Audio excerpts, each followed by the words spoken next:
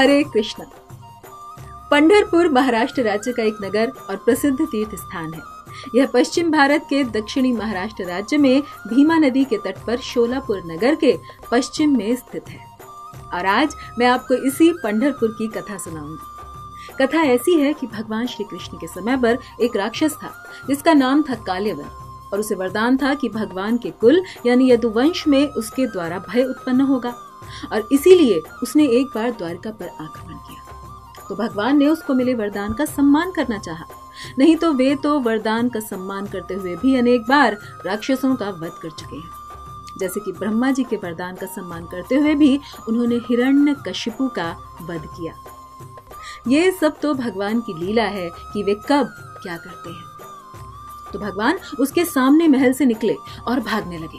काल्यवन के अनेक बार ललकारने पर भी वे भागते गए और भागते भागते एक गुफा में जाकर छुप गए, जहां एक व्यक्ति सो रहा था, और वो थे राजा मुचकुंद, जिन्होंने देवासुर संग्राम में देवताओं की सहायता की थी और कई वर्षों तक युद्ध किया, जिससे थककर असुर परास्त हुए। और राजा मुचकुंद के इस प्रताप से देवताओं ने प्रसन्न होकर उनसे वरदान मांगने को कहा, जिस पर मुचकुंद राजा ने सोने का वरदान मांगा, क्योंकि वे भी बहुत थके हुए थे।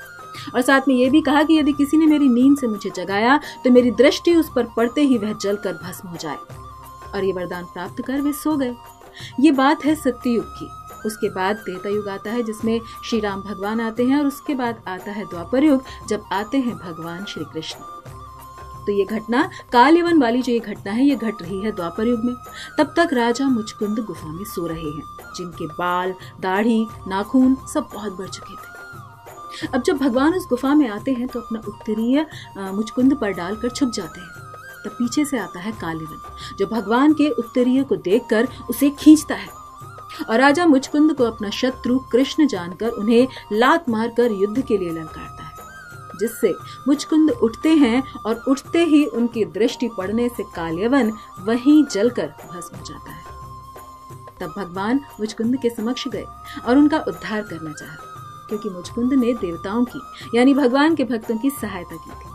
इस कारण भगवान ने उस पर अनुग्रह किया, और भगवान के सुंदर रूप को देखकर मुचकुंद इतना प्रसन्न हुआ कि उसने भगवान से प्रार्थना की कि हे भगवान, आप जिस रूप में मेरे सामने इतने प्रसन्न वदन मुख मुद्रा को लेकर खड़े हैं, वैसे ही मेरे सामने खड़े रहिए।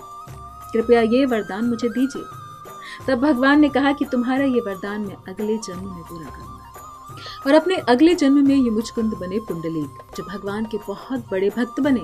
उन्होंने पुंडलीक के रूप में जन्म लिया पंढरपुर में, जिसके कई नाम हैं: पंढर, पंढरीनाथ, लोहदंडवन, सूर्यवन, पांडुरंगपुर, पुंडलीकपुर, पांडुरंगपल्ली, और एक और जो नाम है वो है दिंडीरवन, जहाँ पुंडरीक का जन्म हुआ। और पंढरपुर का दिंडीरव वन नाम की कथा यह है कि एक राक्षस था दिंडीरव, जिसने देवताओं को परेशान कर रखा था, त्रस्त कर रखा था।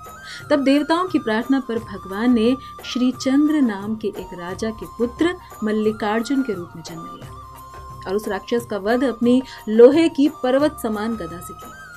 तब मरते समय उस राक्षस के मुख से निकला हरि हरि। और तब मल्लिकार्जुन ने, जो भगवान के अवतार थे, उन्होंने उसे श्री विष्णु का दर्शन दिया। तब उस राक्षस ने वरदान मांगा कि जहां मेरे प्राण निकल रहे हैं, ये स्थान दिंडीरव वन नाम से प्रसिद्ध हो जाए, और जहां ये गदा गिरी है, वहां जो भी आए उसके पाप नष्ट हो जाए, और वो गदा लोहदंड तीर्थ नाम से जाना जाए। तब भगवान ने कहा तथास्तु। तो ये दिंडीरव वन वही स्थान है जहां पर रुक्मणी द्वारिका से भगवान से नाराज होकर तपस्या करने आई थी, और बहुत कठोर तपस्या कर रही थी। और उधर दिंडीरव वन में ही जन्म हुआ पुंडलीक का, जो जन्म से बहुत नालायक निकला। अपने माता पिता का अपमान करना, उनकी आज्ञा का पालन न करना, उनको दुख देना, उनके साथ बुरा व्यवहार करना, वो ये सब करता था। माता पिता ने सोचा कि बड़ा होगा, विवाह होगा तो शायद सुधर जाएगा, परंतु विवाह होने के पश्चात भी वो वैसा ही रहा, बहुत बुरा, पापी और पातकी बन गया। तब दुखी माता पिता वहां से यात्रा हेतु काशी चले गए, और वो भी पैदल। और इधर पुंडलीक भी अपने मित्रों सहित घूमने के लिए घोड़ा गाड़ी करके काशी के लिए निकलता है। मार्ग में माता पिता को देखकर भी गाड़ी में नहीं लेता और आगे बढ़ जाता है। आगे जाने पर मार्ग में आता है कुक्कुट मुनि का आश्रम, जो बड़े महान योगी थे, जहाँ पर वे सभी रुकते हैं। रात में जब सब सो रहे थे तो 3 नव युवतियां वहां आती हैं। जो अत्यंत निस्तेज, कुरूप थी, मलिन थी, वहां आई और झाड़ू से पूरे आश्रम को उन्होंने साफ कर दिया। गोबर का लेप लगाया, सुगंधित द्रव्य लगाया, आश्रम को पुष्पों से सजा दिया और जैसे ही उन्होंने आश्रम को स्वच्छ किया तो वे अत्यंत ही सुंदर, रूपवती और तेज से युक्त हो गई। उनके शरीर से प्रकाश निकलने लगा और ये सब पुंडलीक देख रहा था। उसने ये सब अपनी आंखों से देखा और फिर उनके निकट जाकर उनसे पूछा कि आप कौन हैं? जिसके उत्तर में वे कहती हैं कि तुम साधु निंदक हो, बड़े पातकी, माता पिता को कष्ट देने वाले हो। तब उनके ओज युक्त काया और सत्य व प्रभावी वचनों को सुनकर पुंडलीक का हृदय परिवर्तित हो गया और उसने उनसे पूछा कि आप ही बताएं कि मैं किस प्रकार पश्चाताप करूं। इस पर वे कहती हैं कि सद्गुणी बनो, अच्छा बर्ताव करने वाले बनो, माता पिता की भली भांति सेवा किया करो, भगवान की पूजा करो, उनके भक्त बनो और भक्तों की यानी वैष्णवों की सेवा करो। और फिर तब आगे वे बताती हैं कि हम गंगा, यमुना और सरस्वती हैं और हम यहाँ पर आकर झाड़ू लगाती हैं, सफाई करती हैं, जिससे यात्रियों द्वारा हमारे भीतर छोड़ा गया पाप नष्ट हो जाता है, खत्म हो जाता है और हम अपने स्वरूप में पुनः वापस आ जाते हैं। आप भाग्यवान हैं जो कुक्कुट ऋषि के आश्रम में हैं, क्योंकि वे भगवत भक्त हैं, वैष्णव हैं।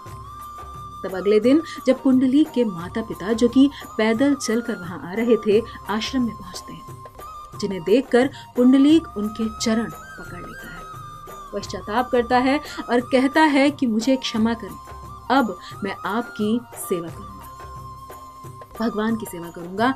और फिर अपने माता पिता को घोड़ा गाड़ी में बैठाकर वापस घर लेकर आता है और माता पिता की सेवा अब वो इस प्रकार करने लगता है कि शुद्ध भक्त बन जाता है।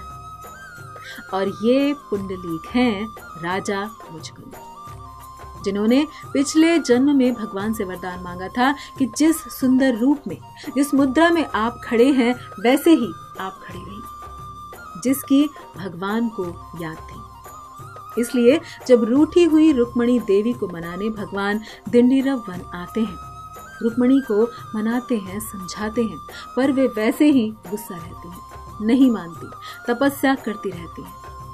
इसीलिए आज भी पंढरपुर में जो रुक्मणी मैया का विग्रह है, वह साथ में नहीं है, उसी भाव में है, क्रोध के भाव में है और थोड़ा दूरी पर है। तो जब रुक्मणी मैया नहीं मानती तो भगवान सीधे आते हैं पुंडलीक के घर में, जहां चारों ओर अंधेरा था और पुंडलीक अपने माता पिता की सेवा करने में व्यस्त था। अब वह अपने माता पिता की बहुत अच्छी तरह से सेवा किया करता था, उनके लिए भोजन बनाता, उन्हें स्नान कराता, वस्त्र पहनाता, हर प्रकार से उनकी सेवा व सम्मान किया करता था। और अब रात्रि का समय था तो उनके पैरों की मालिश करके, पैर दबाकर उन्हें सुला रहा था। तभी भगवान घर में प्रवेश करते हैं तो पूरे घर में प्रकाश हो जाता है, जिसे देखकर पुंडलीक आश्चर्य में भरकर पलटता है तो देखता है कि भगवान खड़े हैं, जो प्रेम से हंस रहे हैं। घुंघराले बाल उनके मुख से होते हुए कंधों पर आए हुए हैं, कमल सदृश उनकी आंखें उसे प्रेम से निहार रही थी, कानों में मकराकृत कुंडल हिल-डुल रहे हैं, उन्होंने पीतांबर पहना है, गले में वैजंती माला है और वक्षस्थल में कौस्तुभ मणि शोभायमान है, हाथों में बाजूबंद हैं, कड़े हैं, अंगूठियां हैं। बड़ा ही सुंदर, हृदय को मोहित कर देने वाला दृश्य। भगवान वात्सल्य भाव से पुंडलीक को निहारते हुए हंस रहे हैं। उन्हें देखकर पुंडलीक कहता है कि मैं अभी माता पिता की सेवा में व्यस्त हूँ, पश्चात आपसे मिलता हूँ। और इतना कहकर एक ईंट फेंक कर कहता है कि कृपया इस पर खड़े रहें। पुंडलीक भगवान का भक्त था और उनके माता पिता भी भक्त थे, वैष्णव थे, तो उनकी सेवा में पुंडलीक मग्न है, इसलिए भगवान प्रसन्न हो गए और रुकने को तैयार हो गए। जब माता पिता सो गए तब पुंडलीक पलटे और भगवान को दंडवत प्रणाम किया। तो भगवान कहते हैं कि पुंडलीक, मैं तुम्हारी भक्ति से और तुम्हारे माता पिता की सेवा से, जो कि वैष्णव है, बहुत प्रसन्न हो। मांगो क्या चाहते हो। इस पर पुंडलीक कहते हैं कि साक्षात आप मेरे समक्ष खड़े हैं तो मैं आपसे क्या मांगू, मैं आपको ही मांग लेता, क्योंकि आपसे मैं जो कुछ भी मांगूंगा वो जीवन के अंत में मुझे यहीं पर छोड़कर जाना होगा। इसलिए साक्षात कल्प वृक्ष की तरह आप मेरे सामने खड़े हैं तो मैं आपको ही मांगता हूं। और आप इतने भक्त वत्सल हैं कि मेरे लिए आप यहाँ आए और मुझे इतने सुंदर दर्शन दे रहे हैं। तो जिस भक्त वत्सलता के कारण आप द्वारका धाम से यहाँ मिलने आए हो, इतने प्रेम से इतना सुंदर दर्शन मुझे दे रहे हो, उसी तरह सभी भक्तों को यहाँ पर दर्शन दो। और कोई कितना बड़े से बड़ा पातकी, पापी या पतित ही क्यों ना हो, यहाँ आकर आपके दर्शन का सौभाग्य प्राप्त कर उसके पाप नष्ट हो जाए। तब भगवान उसी रूप में कमर पर हाथ रखकर आज भी सभी भक्तों को वहां दर्शन दे रहे हैं। अपने एक भक्त को दिए हुए वरदान के कारण आज भी वे वहां खड़े हैं। और वो ईंट जिस पर भगवान खड़े हुए, उसकी ये कथा है कि इंद्र ने अपना सिंहासन चले जाने के भय से तपस्या कर रहे एक ऋषि का वध कर दिया था। तब मरते समय उस ऋषि ने इंद्र को पत्थर यानी ईंट बन जाने का श्राप दिया। और फिर पश्चाताप करते हुए इंद्र भगवान के पास गए और भगवान फिर उसके उद्धार का उसको आश्वासन देते हैं। और ये ईंट वही इंद्र है जिस पर भगवान खड़े हुए हैं। और मराठी में ईंट को कहते हैं वीट, और इसीलिए वीट पर खड़े हुए भगवान कहलाए विट्ठल। तो ये हैं भगवान श्री विट्ठल। भगवान के जितने भी अवतार हुए हैं वे अपना निर्धारित लक्ष्य व समय पूरा होने पर वापस चले गए, परंतु पंढरपुर के जो भगवान हैं वे आज भी वहीं खड़े हैं। और जब तक ये सृष्टि रहेगी, जीवन रहेगा, लोग रहेंगे, ये वहीं खड़े रहेंगे। एक भक्त ने कहा था 5000 साल पहले, और भगवान आज भी वहीं खड़े हैं। तथा भगवान के कमर पर हाथ रखकर खड़ा होने का एक अर्थ ये है कि ये भव सागर यानी जन्म मृत्यु का ये जो सागर है ये बहुत ही गहरा है और उसमें सब लोग डूब रहे हैं। लेकिन जब भगवान श्री विट्ठल के दर्शन व्यक्ति कर लेता है तो वही सागर, उसका स्तर, उस सागर का स्तर कमर तक हो जाता है और कमर तक जल में कोई डूबता नहीं, उसे आसानी से पार कर लेता है।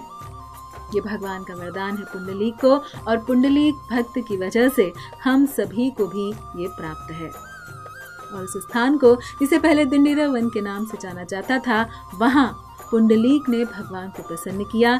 तब पुंडलीक के नाम पर उस स्थान को पुंडलीकपुर कहा जाने लगा, जो बाद में पड़ा पंढरपुर, जहां हर आषाढ़ी एकादशी पर दूर दूर से वारकरी भक्त आकर भगवान श्री हरि विट्ठल का दर्शन करते हैं। तो बोलो पंढरपुर धाम की जय, पंढरी नाथ की जय। धन्यवाद। हरे कृष्ण।